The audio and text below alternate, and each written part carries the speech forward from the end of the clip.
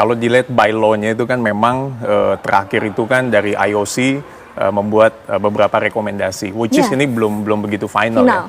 Artinya kita diminta untuk mengakhiri katakanlah komunikasi kita dengan antara NOC dengan pihak yang ada di IOC tentu dalam kaitannya Indonesia menjadi tuan rumah. Artinya kita agak terhambat mungkin nanti ke depan untuk menjadi tuan rumah baik yang Olimpik maupun yang Youth Olimpik.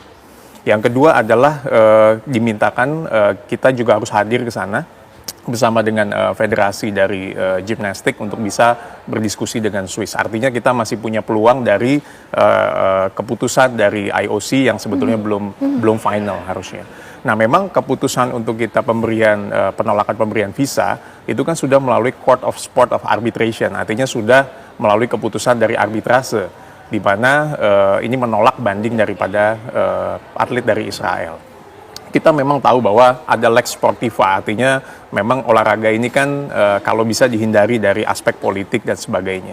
Nah, tapi apapun yang terjadi kan memang kalau kita lihat dari speech dari Presiden Prabowo di United Nations, bahwa konstitusi kan yang menjadi yang utama lah, Undang-Undang Dasar 45, kita mengutamakan perdamaian keamanan dunia, ketertiban umum dan sebagainya. Untuk itu kita pasti patuh dengan itu.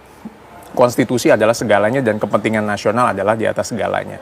Artinya adalah sebetulnya ini bukan permanent decision sebetulnya, dan ini masih bisa ditinjau kembali. Makanya ada sejumlah langkah-langkah yang ke depan Indonesia harus lakukan.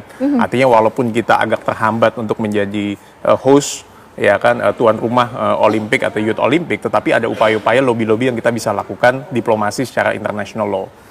Nah, yang kedua adalah kalau dilihat memang ini kan pernah dilakukan sebelumnya waktu kita menolak Piala Dunia U20 kalau nggak salah tahun 2023. Tetapi dengan diplomasi kita mengganti host menjadi Piala Dunia U17. Lalu waktu zaman Pak Presiden Soekarno ketika waktu Asian Games. Nah, itu Asian Games juga kita kan pernah ya yang berkaitan dengan Israel.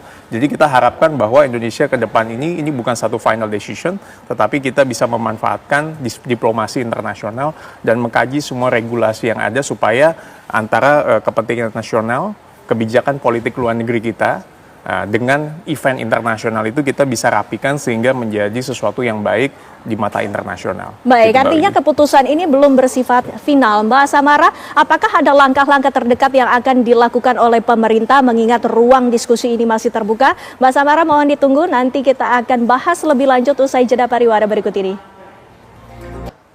Itu tadi pemirsa, kita sama-sama sudah mendengarkan pernyataan dari Menpora Republik Indonesia Erick Thohir yang menyatakan bahwa sampai dengan saat ini IOC telah menutup ruang diskusi. Mbak Samara, apakah ini artinya ruang diskusi tersebut masih terbuka? Apa langkah-langkah